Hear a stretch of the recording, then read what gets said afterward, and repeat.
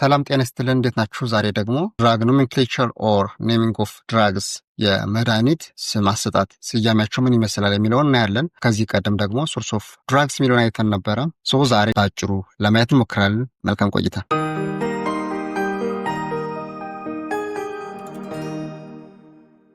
Drug nomenclature is a system of names that puts drug into classification as of anatomic structures, molecular entities or organisms. Drug nomenclature የምንለው የመድኃኒቶች ስም አሰጣጥ ሲስተም ነው ማለት ነው። ይህኛው ደግሞ ከአናቶሚክ ስትራክቸራቸው molecular entity ወይም ደግሞ ኦርጋኒዝም መሰረት አድርገን እንሰጣለን ማለት ነው። The three broad name classification of drugs are as follows. The first one, chemical or molecular or scientific name. Second, international non-proprietary or generic or approved name. Third, proprietary or brand or trade name ብለን እንጠራቸዋለን። እነዚህ ዋናዎቹ በሶስቱ መንገድ መድኃኒቶች ነም ሊሰጣቸው ይችላል። ከዚህ በተጨማሪ ደግሞ መጀመሪያ አዲስ መድኃኒት በሚሰራበት ሰዓት የሚሰጣቸው ኮድም ሊኖር ይችላል እንደ አራተኛ ማለት ነው።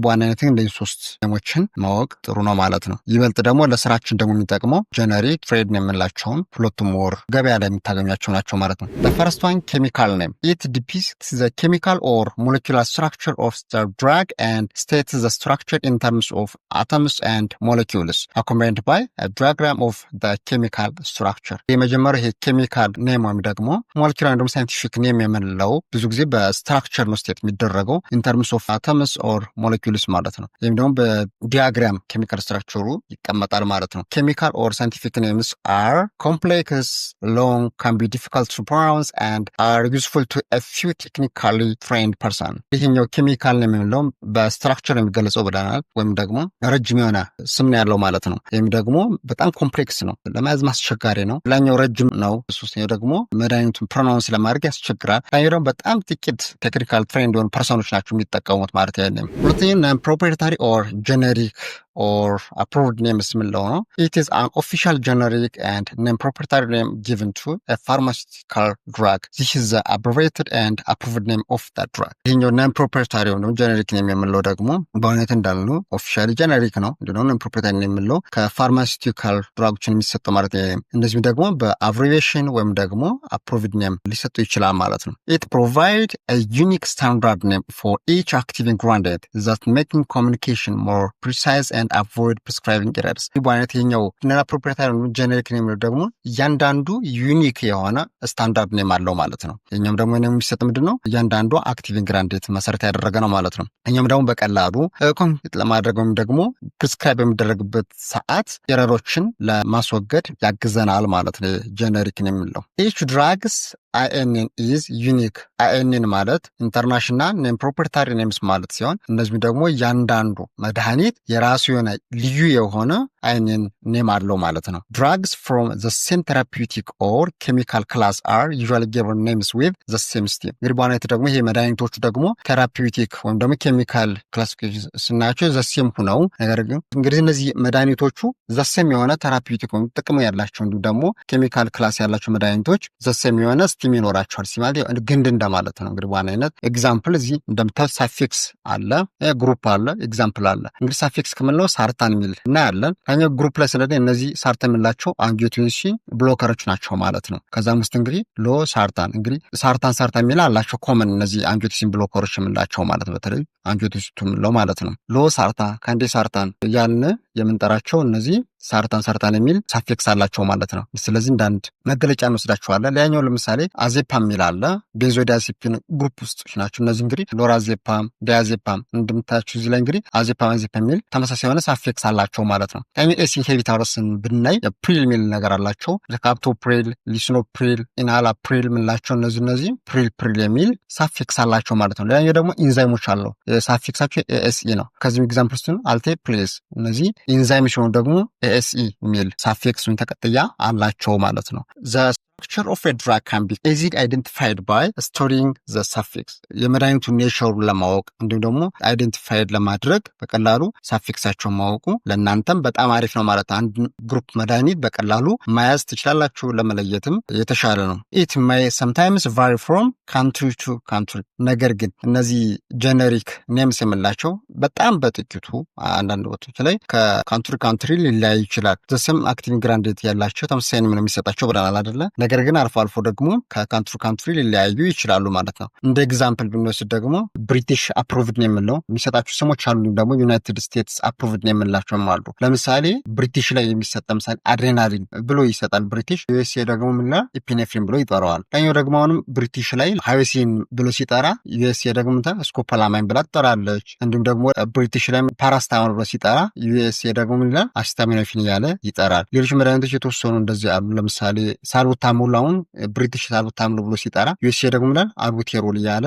ይጠራል ማለት ነው። ሶ አንዳንዴ እንደዚህ እንደ የተወሰኑ ከተሞች ላይ የኛውን ኔምም በራሳቸው ሊጠሩ ይችላሉ ማለት ነው። ዘ ጀነሪክ ኔም ካን ቢ ዩዝድ ባይ ኤኒዋን ኤንድ ኢት ሪሙቭስ ዘ ኮንፊውዥን ኦፍ ጊቪንግ ሰቨራል ኔምስ ቱ ዘ ሴም ድራግ ዊዝ ዘ ሴም ኬሚካል ስትራክቸር ሪጋርድለስ ኦፍ ሁ ማኑፋክቸረርስ። ግን እነዚህ ጀነሪክ ኔም የምንላቸው ሁሉም ሰው ሊጠቀመው የሚችለው ነው ማለት ነው። ነገር ግን ኮንፊውዥንን ሪሙቭ ለማድረግ ተመሳሳይ ድራግ አንዳንድ ደግሞ የኬሚካል ስትራክቸሩን ተመሳሳይ ሆኖ ነገር ግን ማን ነው የመድኃኒት ያመረተው የሚለውን ማወቅ ያስፈልጋል ማለት ነው። ጀነሪክ ድራግ ኔም ኢዝ ኖት ካፒታላይዝድ ፎር ኤግዛምፕል አስፕሪን ኤንድ ፓራስታሞል። ለኛ ደግሞ ይሄ ጀነሪክ ኔም የምንለው ደግሞ ስማቸው ካፒታላይዝድ አይሆንም። ግን አንዳንዴ እንደዚህ ፋብሪካዎች እንዲ ካርቶን ላይ ምናምን ካፒታላይዝድ ሁሉ ታገኙ ትችላላችሁ። ነገር ግን አብዛኛውን ጀነሪክ ኔሞች ካፒታላይዝድ አይሆኑም ማለት ነው። ደግሞ በካፒታል ሌተር አይጻፉም። ሰር ፕሮፕሪታሪ ኦር ብራንድ ኦር ትሬድ ኔም ዚስ አር ኔም ጊቭን ቱ ዘ ድራግ ባይ ዘ ማኑፋክቸሪንግ ኤንድ ማርኬቲንግ ካምፓኒ። ይሄ የንግድ ስም የምንለው ነው ባጭሩ የሶስተኛው። ይሄኛውም ስም ደግሞ እንዴት ነው የሚሰጥ? ፕሮዳክቱን የሚያመርተው እነዚህ መድኃኒት የሚያመርታቸው ድርጅት የሚሸጣቸው ካምፓኒ የራሱን ስም ይሰጣቸዋል ማለት ነው። ዘ ኢኖቬተር ካምፓኒ ካን ዴን ኤክስክሉሲቭሊ ማርኬት ኤንድ ሴል ዚስ ብራንድ ኤንድ ፕሮዳክት ዱሪንግ ዘ ፓተንት ፕሮቴክሽን ፔሪድ። እንግዲህ የፓተንት ራይት ወይም የባለቤትነት መብት እስከተሰጠው ጊዜ ያህል ሌላ ሰው በዚህ ስም ማስታወቂያ ነው መሸጥ አይችልም ማለት ነው፣ ያ ፔሪድ እስኪያልቅ ድረስ። ኮፒራይት ላውስ ፕሪቨንት ኤኒ አዘር ፐርሰን ፍሮም ዩዚንግ ዘ ብራንድ ኔም። ኮፒራይት ላው ስላለው ወይም ደግሞ የባለቤትነት መብትም ስላለው ማንም ሰው ካለቤት ፈቃድ ኮፒ አድርጎ መሸጥ አይችልም ማለት ነው። እንግዲህ ላኛው ደግሞ ይሄ ፓተንት ራይት አንድ ማኑፋክቸረር የብራንድ ኔም ጊዜው እስኪያበቃ ድረስ ማንም መሸጥ አይችልም። ነገር ግን ይህ ፓተንት ራይት የባለቤትነት መብቱ ኤክስፓየር በሚያደርግበት ጊዜ እንደ ጀነሪክ ኔም ሌሎች ድርጅቶችም በዚህ ብራንድ ኔም እያመረቱ መሸጥ ይችላሉ ማለት ነው። ትሬድ ኔም ሪፈርስ ቱ a particular company and appears with the sign R at its upper right corner which indicates that the name is registered and its production is restricted to that pharmaceutical company as the sole owner። እንግዲህ ይሄኛው ሌላኛው ደግሞ ብዙ ጊዜ አይታችሁ ከሆነ እነዚህ ካርቶኖች ጋር በተለያየ አሁን መድኃኒት ላይ ብቻ ሳይሆን ብዙ ካርቶኖች ላይ የአር ምልክት ልታገኙ ትችላለች። ይሄ ማለት ደግሞ ምንድነው? ሬጂስተርድ የሆነ ፕሮዳክት ነው ማለት ነው። ይሄ ማለት ደግሞ ባለቤት አለው ማለት ነው። ስለዚህ ይሄ ሬጂስተርድ ከሆነ ሌሎች ፋርማሲቲካል ካምፓኒዎች በዚህ ኔም መሸጥ አይችሉም፣ ምክንያቱም የራሱ የሆነ ባለቤት ስላለው ማለት ነው። ስለዚህ አር ምልክት ያለበትን ያ ካምፓኒ ብቻ የሚጠቀምበት ስም ነው። ፎር ኤግዛምፕል ብሮንኮዳይላተር ድራግ ሳልቡታሞል ኢዝ ማርኬትድ አስ አስቶሊን፣ ሜትፎርም ኢዝ ጀነሪክ ኔም whereas ግላይሲፌጅ ኢዝ ብራንድ ኔም። እንግሊዝኛው ለምሳሌ ሳልቡታሞል በብራንድ ኔም ስናየው አስታሊን ተብሎ ይጠራል፣ ሜትፎርም ደግሞ ግላይሲፌጅ ተብሎ ይጠራል ማለት ነው፣ ወይም ደግሞ ይሸጣል ማለት ነው። እነዚህ እንግዲህ ግላይሲፌጅ ወይም ደግሞ አስታሊን ብሎ የሚጠሩት ደግሞ በካምፓኒው በአምራቹ ድርጅት የሚሰጣቸው ብራንድ ኔም ነው ማለት ነው። ስለዚህ በእነዚህ ብራንድ ኔም ሌላ ፋብሪካ አምርቶ መሸጥ አይችልም። ነገር ግን የተሰጠው ይሄ የባለቤትነት መብቱ የተሰጠው ሰዓት እስኪያልቅ ድረስ ማለት ነው። In most cases, one drug could have so many trade or brand names. For example, paracetamol or acetaminophen has more than 13 trade names. Some of these are Crocin, Panadol, and Calpol, etc. ሌላኛው ደግሞ ይሄ ፕሮፕሪታሪ ኦር ብራንድ ኔም የምንላቸው ከአንድ በላይ ስም ሊኖራቸው ይችላል። ምክንያቱም የተለያየ ድርጅት የራሱ ስም ስለሚያወጣ ማለት ነው። ለምሳሌ ፓራስታሞል ብንወስድ ክሮሲን፣ ፓናዶል፣ ካልፖል እየተባሉ ብዙ የራሳቸው ፋብሪካዎች የሚሰጡት ስያሜ አለን ማለት ነው። ኤግዛምፕል ኬሚካል ኔም 7-chloro-1,3 ዳይሃይድሮ 1-methyl 5-phenyl 2H14 ቤንዞዲያዜፒን 1። ይሄ እንግዲህ የዲያዜፓም ኬሚካል ኔም ምን ይመስላል? ነን ፕሮፕሪታሪ ኦር ጀነሪክ ኔም ምን ይመስላል? ፕሮፕሪታሪ ኦር ብራንድ ኔም ምን ይመስላል?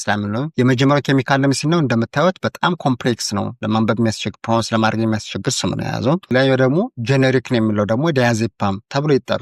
ብዙ ድርጅቶች በዚህ ስም ማምረት ይችላሉ። ሌላኛው ደግሞ ፕሮፕሪታሪ ኦር ብራንድ ኔም የሚለው ነው። እንደ ብራንድ ኔም ከአንድ በላይ ስም ይሰጠበት የተለያየ ድርጅት ስለሚሰጠው ማለት ነው። ቫሊም ተብሎ ይጠራል። ይህኛው እንግዲህ አር ምልክት አለበት፣ ሬጂስተርድ የሆነ ስም ነው። በዚህ ስም ሌላ ድርጅት ማምረት አይችልም። ሌላኛው ካልፖስ የምንለው እነዚህም ሌላኛው የዲያዜፓም ስሞች ናቸው ማለት ነው። ስለዚህ በቀላሉ ኬሚካል ኔም፣ ነን ፕሮፕሪታሪ ኦር ጀነሪክ ኔም እና ፕሮፕሪታሪ ኦር ብራንድ ኔም ብለን በቀላሉ በዚህ እንለያቸዋለን። እናያለን ማለት ነው።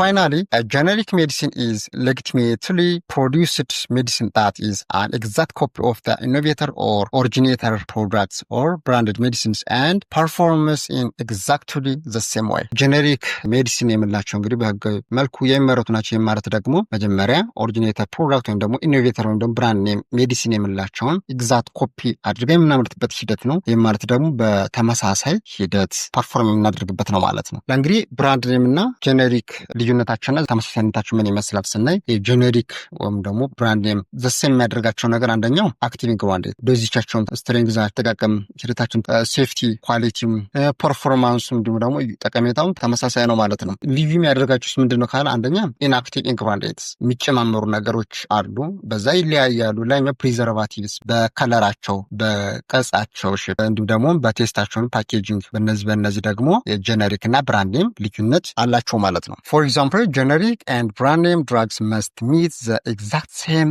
ስታንዳርድስ ፎር ኤኮቫለንስ ኢን ኢፌክቲቭነስ፣ ሴፍቲ ፕሮፋይል ኤንድ ኳሊቲ ኤክሴፕት ኮስት። እንግዲህ እነዚህ ጄኔሪክ እና ብራንድ ኔም የምላቸው ደግሞ ተመሳሳይ የሆነ ኢፌክቲቭነስ አላቸው፣ ሴፍቲ ፕሮፋይል አላቸው፣ ኳሊቲ አላቸው። ነገር ግን ዋጋ ግን ልዩነት አላቸው ማለት ነው። ብዙውን ጊዜ እነዚህ ብራንድ ኔሞች ወደድ ይላሉ።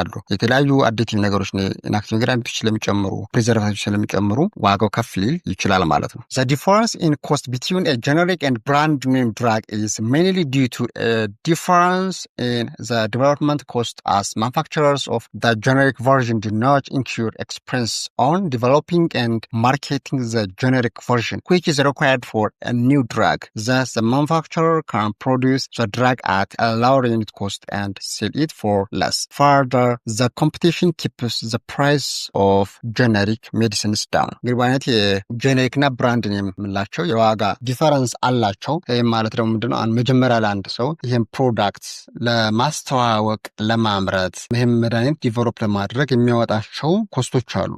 ይህም ሁሉ በሚያደርግበት ሰዓት የዋጋው መጠን ከፍ እያለ ስለሚሄድ ያን ሁሉ ፕሮሰስ ላለመሄድ ነው ያደርጋሉ። በቀላሉ ያለው መድኃኒት በጄኔሪክ ቨርዥኑ ያመርታሉ ማለት ነው። ይህን አመርት ማለት ግን በዝቅተኛ ዋጋ ያመርታሉ፣ በዝቅተኛ ዋጋ ይሸጣሉ ማለት ነው። አሁን ላይ ደግሞ ኮምፒታንት የሆኑ ፋብሪካዎች ስላሉ ሞስትሊ በጄኔሪክ ሜዲሲኑ ዋጋውም እየቀነሰ ይሄዳል ማለት ነው። ስለዚህ ጄኔሪክ ድራጎችን ማምረት አብዛኛው ይመርጣል። ምክንያቱም የማርኬቲንግ ላይ ዲቨሎፕ የሚያደርጉ ሰው የሚያወጡትን ኮስት ለመቀነስ ማለት ነው። እንግዲህ ዛሬ ቆይታችን ይሄን ይመስል ነበር። በሌላ ርዕሰ ጉዳይ እስከምንገናኝ መልካም ጊዜ።